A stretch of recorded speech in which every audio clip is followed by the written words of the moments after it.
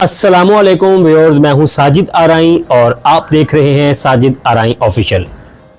Viewers, आज हम बात करेंगे एक ऐसे फितने के बारे में जो पाकिस्तान फिल्म इंडस्ट्री के लिए किसी दजाली फितने से कम नहीं है। इस फितने ने यह कोशिश की है कि वो पाकिस्तान फिल्म इंडस्ट्री की बुलंद पाया शख्सियात, पाकिस्तान के सबसे बड़े नामों के बारे में हर्जा सराई करके, गलीज जुबान इस्तेमाल करके, गंदगी बक के वो व्यूज और सब्सक्राइबर्स जो है वो लेना चाहता है। ये मैं दलील के साथ बात कर रहा हूं कि अगर इस फितने तक आप नहीं पहुंचे तो बहुत अच्छी बात है, लेकिन अगर आप इस फितने को देख चुके हैं तो इसके YouTube चैनल पर जितनी भी वीडियोस हैं जिसके ऊपर इसने थंबनेल लगाए हुए हैं इमरान खान के, करंट अफेयर्स के, पॉलिटिक्स पे, हॉट टॉपिक्स पर, उनके व्यूज जो हैं वो 203, 512, 603, 810, 921 इतने ही व्यूज हैं। लेकिन जो वीडियोस इसने डाली हैं पाकिस्तान फिल्म इंडस्ट्री की सबसे बड़ी शख्सियात के बारे में मुगलजात बककर, उन वीडियोस के जो व्यूज हैं वो हजारों में 50,000 से भी क्रॉस कर रहे हैं, 40,000 से भी क्रॉस कर रहे हैं। तो जब इस तरह की सिचुएशन इस फितने ने देखी तो उसके लिए सबसे आसान काम यही था कि वो पाकिस्तान फिल्म इंडस्ट्री के बड़े बड़े नामों के बारे में हर्जा सराई करे, मुगलजात बके, लघवियात बके। ये कोई मलक अब्दुल गफार नामी शख्स है जो कि तरखानों का काम करता था, बढ़ई का काम करता था। खुद बताता है कि चौक यतीम खाना में उसकी जो है वो तरखानों की दुकान थी। तो बाई चांस हादसाती तौर पर इसका जो है वो आना जाना स्टूडियोज में हो गया। वहाँ पे बड़े बड़े पहलवानों के, हदायतकारों के सिगरेट ला के दे देने, किसी को कोई चाय पानी पिला देनी, इस तरह इसने स्टूडियो में अपनी जगह बनाई। और फिर पंजाबी फिल्मों में राही साहब के दौर में इसने जो है वो फिल्मों में 54 करैक्टर्स जो हैं वो 2 सीन के करैक्टर्स जो हैं वो किए। अगर आपको नहीं याद तो मैं आपको याद दिलाता हूं। अगर आपने फिल्म पुत्र जग्गेदा देखी है तो इस फिल्म में भी 2 सीन का करैक्टर था इसका। मेले में जहां पर वो जबरू नामी एक करैक्टर कत्ल होता है, तो ये 2 सीन का करैक्टर इसी मलक अब्दुल गफार ने किया था। ये शख्स मलक अब्दुल गफार, जिसको हीरा हीरा कहकर पुकारते थे, ये वो शख्स है जो कुरानी आयात पढ़कर सच बोलने की दुआ करने के फौरी बाद झूठ बोलना शुरू कर देता है। सफेद झूठ बोल रहा है, गंदगी बक रहा है और इंतहाई गलीज जुबान में इसकी गुफ्तगू होती है। इसने टारगेट किया पाकिस्तान फिल्म इंडस्ट्री के सबसे बड़े हदायतकार, showman director, legend film director जनाब सैयद नूर को और पाकिस्तान की superstar, legend superstar Saima Noor को। हम कभी भी इस फितने की जुबान में जवाब नहीं देंगे। हम दलाइल के साथ बात करेंगे, सच्चाई के साथ बात करेंगे, दलाइल के साथ बात करेंगे, नाकाबिले तरदीद दलाइल के साथ इस शख्स को जवाब देंगे जिसकी गंदगी रुकने का नाम ही नहीं ले रही। सैयद नूर और साइमा नूर, जिनको सिर्फ अवामी पजीराई नहीं मिली बल्कि हुकूमती सतह पर तमगा इम्तियाज और सितारा इम्तियाज से नवाजा गया है। हुकूमती सतह पर इन शख्सियात की पजीराई की गई है। इसका मतलब है कि ये 2 नाम पाकिस्तान की पहचान है, पाकिस्तान फिल्म इंडस्ट्री की पहचान है, पाकिस्तान का फेस है, ये पाकिस्तान का चेहरा है। ये क्यों? क्योंकि हुकूमत ने इनको तमगा इम्तियाज, सितारा इम्तियाज से नवाजा है। इनकी खिदमात के इतराफ में इनको पाकिस्तान के बड़े बड़े एजाजात से नवाजा है। इन शख्सियात ने पाकिस्तान का तकरीबन हर अवार्ड, हर फिल्मी अवार्ड हासिल किया हुआ है। तो ऐसी शख्सियात के बारे में मैं तो फिल्मी जुबान में यही कहूंगा कि जिनको दुनिया पूजती है, जिनको जमाना जानता है, उनके बारे में एक ऐसा शख्स जिसकी कोई पहचान नहीं, जिसका कोई नाम नहीं, जिसका कोई जो है क्रेडिट नहीं, वो शख्स इनके बारे में लघवियात बक रहा है। तो मलक अब्दुल गफार का कहना है कि मुझे साइमा नूर और सैयद नूर ने इतना लूटा कि मैं पाकिस्तान छोड़ने पर मजबूर हो गया। इसका कहना है कि ये एक फिल्म एक गाजी और हसन मुराद से बनवाना चाहता था, लेकिन मैडम साइमा ने इसको जो है वो ड्रैग किया और सैयद नूर की तरफ लेकर आई। सबसे पहली बात तो ये है मलक साहब, क्या आप दूध पीते बच्चे हैं, या जब आपने ये फिल्म बनाने का सोचा उस वक्त आप सीडर पीते थे कि आपको कोई भी वरगला के ले जाए और आपसे जो है वो लाखों की फिल्म जो है वो बनवा ले? जब तक आपकी रजामंदी नहीं होगी, जब तक आपकी कैलकुलेशन नहीं होगी, जब तक आपका बजट नहीं होगा, क्या आप नहीं जानते कि सैयद नूर 10 लाख 15 लाख 20 लाख वाली फिल्म बनाने वाला हिदायतकार नहीं है। वो प्रॉपर ट्रीटमेंट के साथ फिल्म बनाते हैं, इसीलिए उन्होंने 350 फिल्में लिखी हैं और 50 फिल्में डायरेक्ट की हैं। इसीलिए उनको शोमैन डायरेक्टर कहा जाता है, क्योंकि वो पाकिस्तान के महंगे तरीन हिदायतकार हैं, वो पाकिस्तान के काबिल तरीन हिदायतकार हैं। आप जब उनके पास जा रहे हो, इस चीज को जहन में नहीं रख के गए थे कि आपके पास कितना बजट है, आपकी क्या कैलकुलेशन है, और फिर जबरदस्ती कोई किसी को किस तरह जो है वो वरगला सकता है। सैयद नूर ने 350 फिल्में लिखी हैं, 50 फिल्में डायरेक्ट की हैं, तो अगर उनका इस तरह का शेवा होता, अगर उनका ये तरीकाकार होता, तो एक फिल्म बंदा बना सकता है, 2 बना सकता है, 3 बना सकता है। 50 फिल्में डायरेक्ट करना और 350 फिल्में लिखना, ये कोई खाला जी का बाड़ा नहीं है। तो क्या 21 करोड़ की आबादी में क्या आप ही उनको नजर आए थे कि इसकी फिल्म हमने बनानी है? और आप बात कर रहे हैं कि हसन मुराद से फिल्म बनवानी थी, तो हसन मुराद साहब ने कौन से डायरेक्टर को असिस्ट किया है? कौन सी फिल्म जो है वो इससे पहले डायरेक्ट कर चुके थे? क्यों आप खुद ही अपने आप को बेवकूफ साबित कर रहे हैं?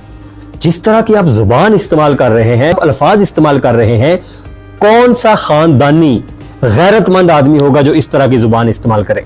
फिर आप कह रहे हैं कि आपकी फिल्म अच्छी नहीं बनी, आपको जो है वो ओवर बजट कर दिया गया। एक तरफ आप इसी चैनल पर बैठकर फिल्म गुलाम मुस्तफा की पब्लिसिटी कर रहे हैं और साथ साथ कह रहे हैं कि इतनी अच्छी फिल्म है, ऐसी कोई फिल्म नहीं बनी आज तक, इतनी बेहतरीन फिल्म है। गुलाम मुस्तफा वही फिल्म है ना जो सैयद नूर ने एक गाजी और के नाम से बनाई थी। कोई नई चीज तो आप लेके नहीं आए ना, कोई साइमा जी ने आपके साथ कोई नई फिल्म तो नहीं कर ली है, तो ये वही फिल्म दुनिया तो जानती है। आप पता नहीं किस जो है वो खुशफहमी का शिकार है, आप पता नहीं किस दुनिया में रहते हैं, दुनिया तो जानती है कि ये वही फिल्म है। एक तरफ आप एक गाजी और की इतनी तारीफें कर रहे हैं और दूसरी तरफ आप कह रहे हैं कि आपकी फिल्म अच्छी नहीं बनी। तो इससे बड़ा झूठ और क्या होगा जो आप मुसलसल कुरानी आयत पढ़कर कर रहे हैं। फिर आपने कहा कि सैयद नूर जो है वो अपनी 2 बीवियों का कातिल है, रुमाना के साथ शादी हुई, फिर रुखसाना नूर के साथ, तो उनकी जो डेथ है उसके जिम्मेदार जो है वो सैयद नूर हैं। रोमाना के साथ सैयद नूर का आप निकाह नमा ले आए, मैं अपने आप को लटका लूंगा चौक में, और अगर आप नहीं लाते तो आपको चौक में जूते पड़ने चाहिए, आपके सर पर जूते पड़ने चाहिए कि आप किसी की निजी जिंदगी पर ख्वाबखा इल्जामात लगा रहे हैं। क्या आपके घर में घर वाले नहीं हैं? क्या आपकी बीवी आपकी मां नहीं है जो आप दूसरों की बीवी और माओं के बारे में इस तरह की लघवियात बक रहे हैं? आप इल्जाम के तौर पर हर उस शख्स का इस्तेमाल कर रहे हैं जो इस दुनिया में नहीं है। रुमाना इस तरह, रुमाना उस तरह, रुमाना अब इस दुनिया में नहीं। फिर आप रुखसाना नूर साहिबा के बारे में इल्जामात लगा रहे हैं कि रुखसाना नूर सैयद नूर से खुश नहीं थी। रुखसाना नूर अब इस दुनिया में नहीं है। अपनी जिंदगी में उनका कोई एक वर्ड, कोई एक लफ्ज, कोई एक इंटरव्यू बता दें जिसमें उन्होंने कोई नूर साहब से शिकवा किया हो, कोई गिला किया हो। एक भरपूर जिंदगी जीकर सैयद नूर साहब के साथ एक खुशगवार जिंदगी जीकर अपनी जिंदगी के दिन पूरे करके अल्लाह ताला के पास चली गई। आप क्या बात कर रहे हैं? कोई भी शख्स जो गैरतमंद होगा वो किसी दूसरे शख्स की गैरत पर सवाल नहीं उठाएगा। यह तयशुदा बात है कि कोई भी खानदानी शख्स किसी दूसरे शख्स के खानदान के बारे में, निजी जिंदगी के बारे में लघुयात कभी नहीं बकेगा। तो पहले आप साबित हुए झूठे और अब आप साबित हुए जिसमें गैरत नहीं होती। उसको क्या कहते हैं ये आप अच्छी तरह जानते हैं, क्योंकि आप तो ये लफ्ज रोजाना यूज करते हैं, लेकिन हमारी ये तरबियत नहीं है। हम सैयद नूर के परस्तार हैं, हम सैयद नूर के फैन हैं। आप सैयद नूर के घर के बारे में बात करेंगे, सैयद नूर के करोड़ों परस्तार आपके घर में घुस जाएंगे और आपको जगह नहीं मिलेगी भागने के लिए। किस तरह की बातें करते हैं आप? किसी की भी आप पगड़ी उछाल देंगे, किसी की भी आप जो है वो इज्जत नफ्स पर हमला कर देंगे, किसी की भी इज्जत पर आप हमला कर देंगे। फिर आपको यह भी एतराज है कि सैयद नूर जो है वो लोगों को खाने क्यों खिलाता है? भाई अल्लाह ताला ने उनका दस्तरखान इतना शादा रखा है, उनको अल्लाह पाक ने इतना नवाजा हुआ है कि वो लोगों को खाने खिलाएं, दावतें दें। आप कौन होते हैं एतराज करने वाले? अगर अल्लाह ने आपको ऐसी तौफीक नहीं दी तो जिसको ये तौफीक दी हुई है उसकी इस तौफीक को कोई गलत रंग तो ना दें आप। उसको आप जो है वो गलत रंग दे रहे हैं कि इसलिए खाने खिलाते हैं कि फिल्मों का कॉन्ट्रैक्ट हो जाए। इतनी गलीज गुफ्तगू, इतनी गंदगी, इतने गंदे अल्फाज भी कोई बोल सकता है ऑन कैमरा आकर। मैं तो हैरान हूं कि आपने कहां परवरिश पाई है भाई, किस जगह पे। क्योंकि आप बार बार कह रहे हो कि ग्वाल मंडी ग्वाल मंडी, ग्वाल मंडी तो गैरतमंदों का इलाका है। वो 2 दिन पहले जरार रिजवी साहब वहां से होकर आए हैं, वहां पर आपको कोई जानता तक नहीं है। आप क्लेम कर रहे हैं कि मैं ग्वाल मंडी में पैदा हुआ, मैं ग्वाल मंडी में ये, मैं ग्वाल मंडी में वो भी आपका कच्चा चिट्ठा जो है वो खोल दिया जरार रिजवी साहब ने, जो है वो वहां का तो कोई आपको क्या मैं कहूँ कि कोई कुत्ता भी नहीं जानता आपको। आप कह रहे हैं कि मैं ग्वाल मंडी ग्वाल मंडी। तो ये अपनी इन हरकतों से बाज आ जाएं। ये व्यूज लेने के चक्कर में, ये सब्सक्राइबर्स बढ़ाने के चक्कर में आप किसी की पगड़ी मत उछालें, किसी के बारे में गलीज गुफ्तगू मत करें। आपके जितने हिसाब किताब हैं एक गाजी और के बारे में, वो सब के सब ऑन रिकॉर्ड हैं कि आपने अभी तक किसके पैसे देने हैं, किसके पैसे लेकर भागे हुए हो, किसके पैसों से आपने टिकट खरीदी, क्या आपने गिरवी रखवाकर क्या लिया। ये हर चीज ऑन रिकॉर्ड है, कैलकुलेटेड है और हमारे पास महफूज है। आपके जितने पार्टनर थे उस वक्त, आपके जितने कोई जानने वाले थे, जितने कोई आपके दोस्त थे, वो सब हमारे कांटेक्ट में हैं। फिर आपको पता चलेगा कि झूठ का जो है कि झूठ का सद्देबाब किस तरह होता है, कि झूठ के आगे दीवार किस तरह खड़ी की जाती है। हम चूंकि सुल्तान राही के फैन हैं, सुल्तान राही की एक एक फिल्म के हर एक किरदार को, मुस्तफा टेंड, सदीक मोचा, चंगेजी, इस तरह के जितने छोटे छोटे करैक्टर थे, हम तो हर उस करैक्टर को जानते हैं। इसी तरह के आप थे जिसकी कोई पहचान नहीं, वो ऐसे लोगों के बारे में मुगलजात बक रहा है जिनको दुनिया जानती है, जिनको जमाना जानता है। फिर आप इस कदर खुशफहमी का शिकार हो, शायद आपके पूरे घर में कहीं आईना नहीं लगा हुआ, कि आप अपनी ही तारीफें करते रहते हो। शान मेरे सामने कुछ नहीं है, फलां मेरे सामने कुछ नहीं है, तो शान मुझसे डरता था, शान मुझसे चलता था, शान मुझसे जो है वो कतराता था, मुझे फिल्मों से कट करवाता था। भाई 300 फिल्में करने वाला शान तुम्हें, मेरा ख्याल है तुम्हारा नाम तक नहीं जानता होगा कि कौन हो तुम। 300 फिल्में करने वाला शान अब क्या आपसे कतराएगा, आपसे जो है वो डरेगा? क्या वो आपसे जो है वो आपको फिल्मों से कट करवाएगा? इंसान आईना देखकर बात करता है। आप क्या हो, किस लेवल के आप एक्टर थे, किस लेवल के आप जो है वो परफॉर्मर थे, ये सब जानते हैं। दुआएं दो परवेज राणा साहब, जिन्होंने आपको जो है वो देसां दा राजा में हाफ टाइम के बाद आपकी एंट्री करवाई। उसके बाद चूंकि जमाना ऐसा था, उर्दू फिल्में नाकाम हो रही थी, पंजाबी फिल्मों की जरूरत थी, तो आप जैसे लोगों को इकट्ठा करके परवेज राणा साहब जो है वो सपोर्टिंग कास्ट में ले लेते थे। परवेज राणा साहब की इतनी सी मेहरबानी को आपने जो है वो क्या समझ लिया? आपने अपने आप को हवा के घोड़े पे सवार कर लिया कि मैं पता नहीं क्या चीज हूं। आप अगर कुछ चीज होते तो इस वक्त जिस तरह शान का नाम है, आपका भी नाम होता मलक अब्दुल गफार, जिसको कोई जानता ही नहीं है। फिल्म आर्ट एक निहायत मुअद्दब चीज है। अदब की जगह है स्टूडियो, अदब की जगह है फिल्म लाइन। अगर आप जैसे कुमाश के बंदे का अपने जैसे लोगों में ही उठना बैठना रहा है, तो इसका हरगिज मतलब नहीं है कि फिल्म इंडस्ट्री जो है वो इस तरह की है।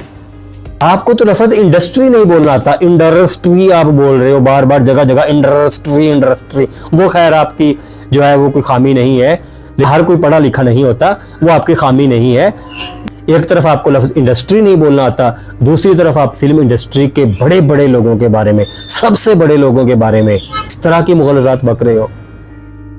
तो व्यूज और सब्सक्राइबर्स हासिल करने के लिए अपना ये घिनौना तरीका बंद कीजिए। ये आपको सैयद नूर और साइमा नूर के करोड़ों परस्तारों की वार्निंग है।